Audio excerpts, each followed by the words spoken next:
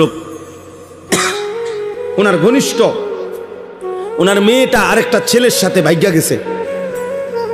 ভাগ্যা যাওয়ার পরে মেয়েটার তালাশে উনি বহু তালাশ কইরা মোটামুটি সন্ধান পাইয়া আনতে পারে নাই, থানায় মামলা করছে।